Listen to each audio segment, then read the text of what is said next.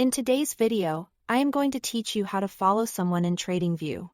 If you want to keep up with your favorite analysts, see their charts as soon as they publish and build a curated stream of ideas. Following them directly is the simplest way to do it.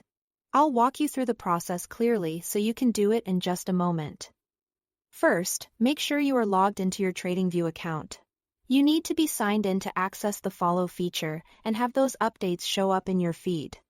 Use your usual login method, and once you are in, you'll be on the main Tradingview interface where everything is accessible from the top toolbar. Next, go to the search bar at the top of the page. This is your starting point for finding people, symbols, scripts, and ideas. Click into the search field so you can enter the exact username of the person you want to follow. Typing the correct handle matters. So take a second to check the spelling. If you copied the name from somewhere else, make sure there aren't any extra spaces before or after it. As you type, Tradingview will start showing suggestions and categories.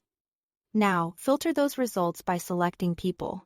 This narrows the search specifically to user profiles, which makes it much easier to locate the right account, especially if the username is similar to a ticker or a script name.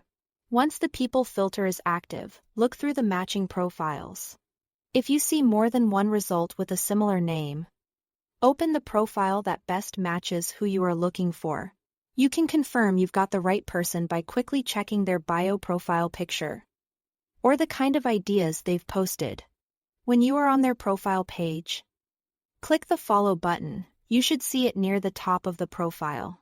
After you click it, the button will typically change to indicate you are now following them.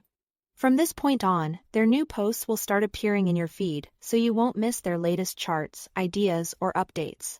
If the profile doesn't appear in your initial search, double-check the spelling.